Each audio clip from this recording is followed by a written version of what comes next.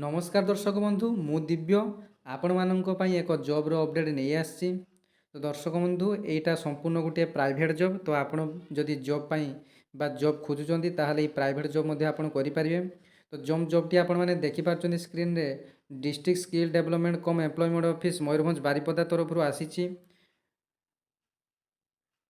तो ये जॉब रे प्रथमे जॉब रो प्रोफाइल रही आपणकर सेल्स ऑफिसर भैकेंसी रही आपणकर 50 टी भैकेंसी एवं आपणकर क्वालिफिकेशन एथि ग्रेजुएशन मागुची एवं एज आपणकर 21 रु 28 अर्थात युवक मानक एथरे कोन केवल सुযোগ दिया जाउची एवं सैलरी एवं अदर फैसिलिटीज रे रही 17,000 रु 18,000 आपण मासकु पाइबे सैलरी एवं मेडिकल फैसिलिटी एवं इंश्योरेंस रे व्यवस्था मध्ये एथरे रही।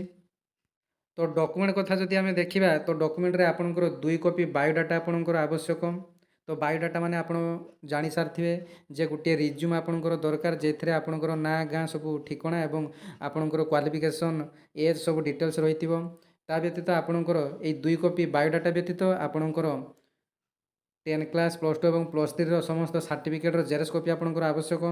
तापरे आपणकर एथि पई गोटे 2 व्हीलर बाइक थिबा आवश्यक एवं आपणकर ड्राइविंग लाइसेंस थिबा आवश्यक जेहेतु आपणकर कामटी रहउची सेल्स एजेंट। तो आपणकर मूड ऑफ इंटरव्यू आपण साक्षात्कार आपणकर रहिबो निजे प्रेजेंट रहिया पई पड़िबो।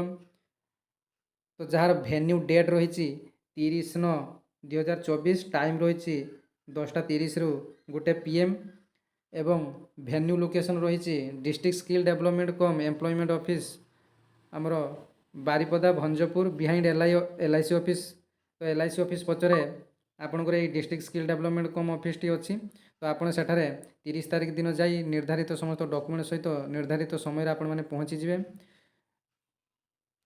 तो एक्सिस बैंक एटी क्लियर मेंशन कर देछि जे please note this is a private job and permanent on the rules of the Axis bank. तो दर्शक बंधु आपणकर जदि जॉब विषय किसी डाउट थाए तो आपण माने डिस्ट्रिक्ट स्किल डेवलपमेंट कम एम्प्लॉयमेंट ऑफिस एक्सचेंज मयूरभंज को कांटेक्ट करेंगे। ये जो तले जो नंबर गुड़ाक दि जाइए आपण मैंने स्क्रीन में देखिपे। तो यही नंबर आपण मैंने कांटेक्ट करेंगे। तो कांटेक्ट करी आपण ये जॉब संबंधी समस्त डाउट क्लियर हो पारे। तो ये जॉब रो लोकेशन टी सारा ओडिशा रे आपण मानकर रहिबो।